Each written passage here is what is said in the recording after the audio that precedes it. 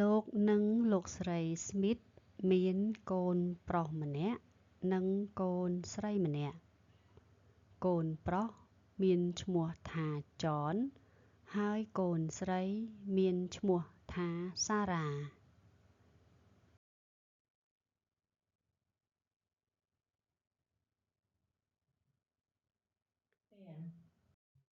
គ្រួសារ Smith រស់នៅក្នុងផ្ទះមួយពួកគេមានបន្ទប់ទទួលភ្ញៀវមួយដែលពួកគេមើលទូរទស្សន៍នៅទីនោះ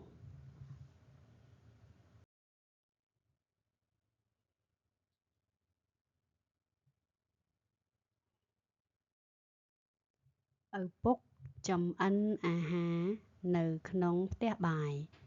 ហើយគ្រួសារទទួលទានអាហារនៅក្នុងបន្ទប់បរិភោគអាហារ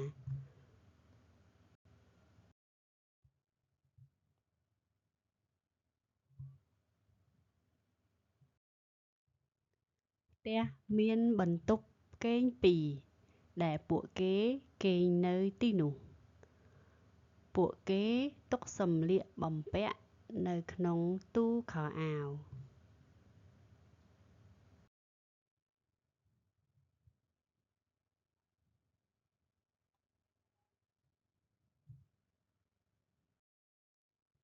ផ្ទះក៏មានបន្ទប់ទឹកមួយដែរដែលពួកគេដុសធ្មេញនៅទីនោះ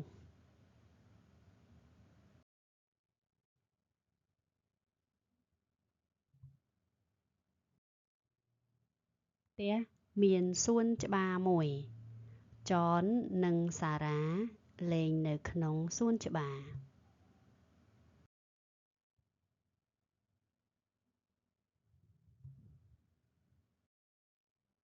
ពួកគេមានសត្វឆ្កែមួយហើយ John និង Sarah ចូលចិត្តលេងជាមួយសត្វឆ្កែនោះ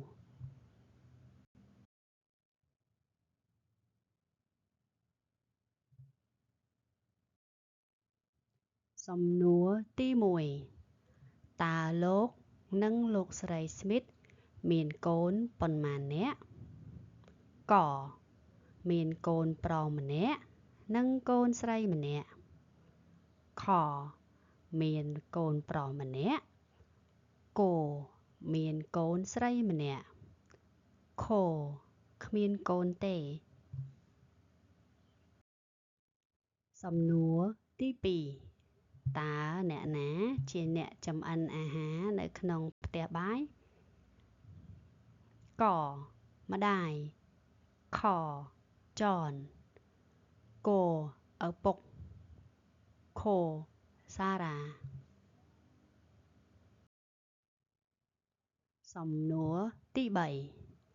តើគ្រួសារទទួលទានអាហារនៅទីណាកបន្ទប់បរិភោគអាហារខផ្ទះបាយ